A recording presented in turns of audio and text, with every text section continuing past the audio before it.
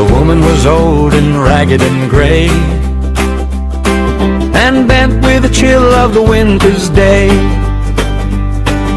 The street was wet with the recent snow,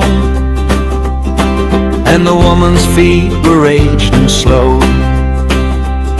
She stood at the crossing and waited long, alone, uncared for amid the throng of human beings who passed her by, nor heed the glance of her anxious eyes. Down the street with laughter and shout, glad in the freedom of school let out, came the boys like a flock of sheep, hailing the snow piled white and deep. Past the woman so old and gray, hastened the children on their way, nor offered a helping hand to her.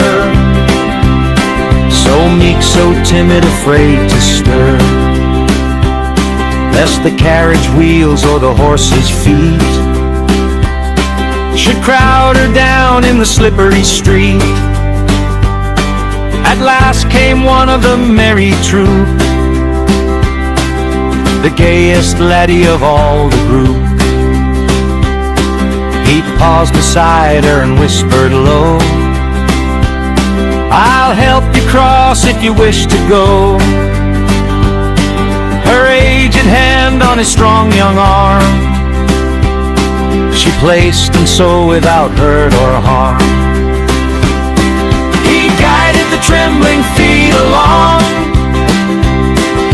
proud that his own were firm and strong. Then back again to his friends he went, his young heart happy and well content.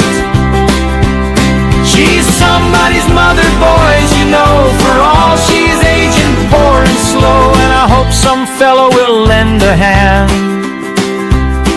to help my mother, you understand. If ever she's poor and old and gray, when her own dear boy is far away,